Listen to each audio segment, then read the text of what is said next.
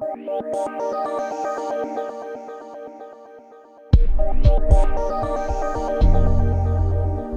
2002, with the Bali bombings, I actually lost 12 of my closest friends.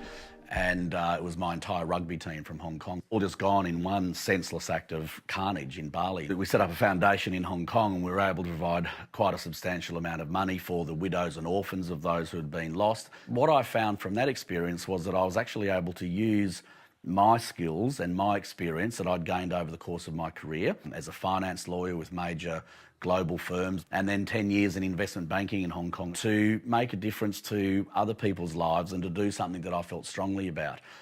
From a chance conversation at a barbecue I was at in Sydney, I heard about this school, St Joseph's College, had a handful of Aboriginal kids enrolled up there at the time. It was a school that actually had 750 boarders.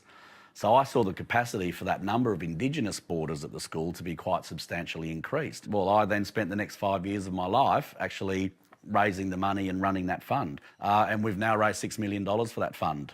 And no business deal I ever did had made me feel like that. I feel extremely fortunate to be able to spend my life doing something that I love. When I see the great successes that some of these kids or young people have achieved, and the obstacles that they've overcome to achieve them. You know, there was one boy, Craig Ashby, who came down from Walgett, and he was 15 years old and he couldn't read or write. And I met him at the school when he was in year 9 in his first year up there. And last year, I went up to Sydney University and went into his room at St John's College, going from being illiterate to being in his final year of a teaching degree at Sydney University. This is a moment of, you know, what it's all about and why we do it. You're bound to actually feel enriched and be successful if you have a hard head, a soft heart and capable hands. I'll certainly stay involved in this work for my entire life, absolutely no question.